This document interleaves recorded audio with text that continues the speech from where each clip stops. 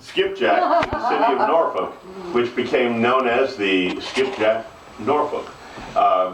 Skipjacks were always built and named for the people who either funded them or the people who were the wives or daughters of the people who built the ships originally. But when they became second-hand owners or third-hand owners, they usually picked up the name of the city that they were in. And so it became the Skipjack Norfolk, and it was sort of the ambassadorial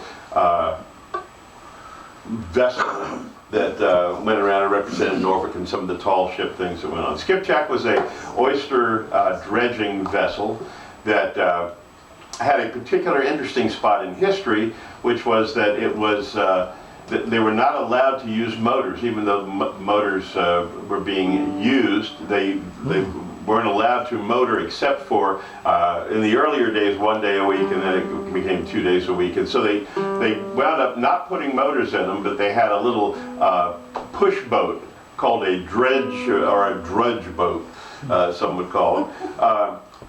And that would fit into a socket at the stern of the vessel, and they would push it around.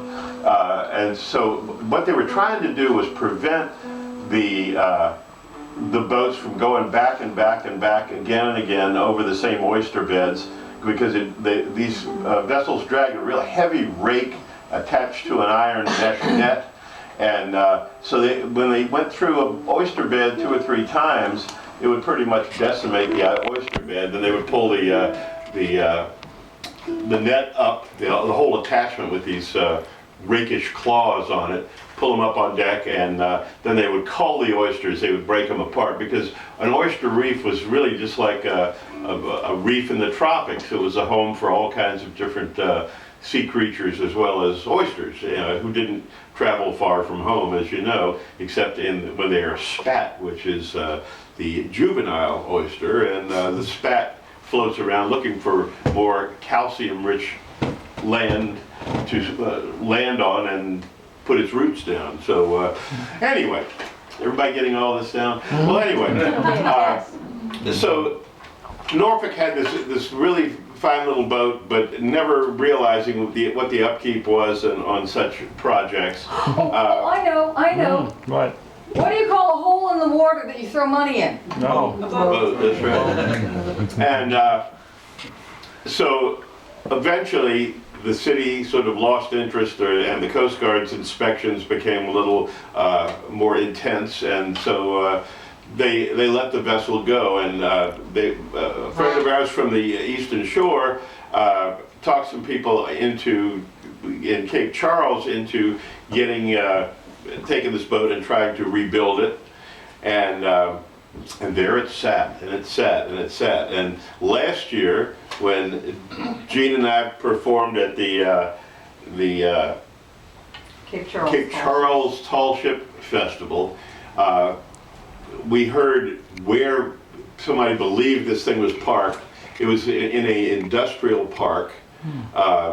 pharmaceutical company way off the main road in a parking lot on a trailer, and oh my good gracious. It looked like a brontosaurus that had been picked clean by pterodactyls and was laying upside down with its bones sticking up. It was sad. It was really sad. And so we got all sort of weepy about it, because I was on it when the Armed Forces Television shot a special on sailing a working waterman's boat way back when this had first happened. It was in the 70s, I think, and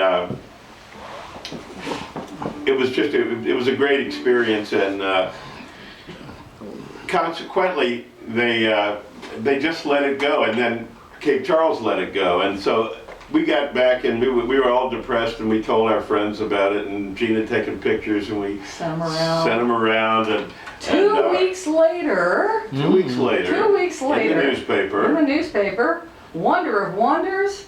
What was it? It was at St. Michael's? St. Michael's, yeah. Yeah. They came down and collected the boat, and now they're going to fix it. Oh, Yeah. right. Hey. Now, we should say, this is this romance thing about boats, right? Okay, so Skipjacks, as I understand it, they were kind of disposable boat. You Well, throw, that boat could rot faster than any boat I've ever seen. Oh, yeah.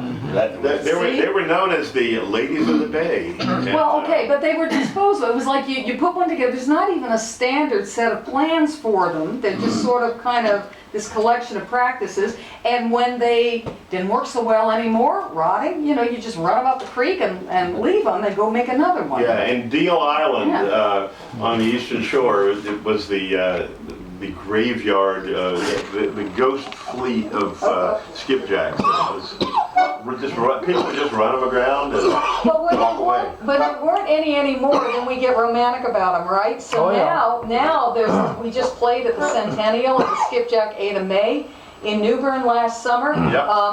And then our friends in Ocracoke have the Wilma Lee, and what is it, $1 million for the I mean, whatever, but we Yeah. love them.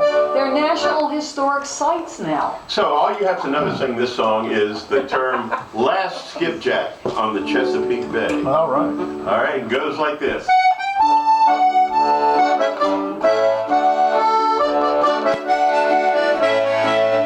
Fell asleep on deck the other night, last skipjack on the Chesapeake Bay, when a ghostly sloop hove into sight, last skipjack on the Chesapeake Bay, had her mast raked back and her mainsail set, last skipjack on the Chesapeake Bay, and the name on her trail board I won't forget, said the last skipjack on the Chesapeake Bay. Chesapeake Bay, oh Chesapeake Bay, last skipjack on the Chesapeake Bay. Chesapeake Bay, oh Chesapeake Bay, she's the last skipjack on the Chesapeake Bay. She was tall and was beam with a shallow raft, last skipjack on the Chesapeake Bay. Had a trim little push boat hanging aft of the last skipjack on the Chesapeake Bay. Now there's less than a dozen work the bay today, last skipjack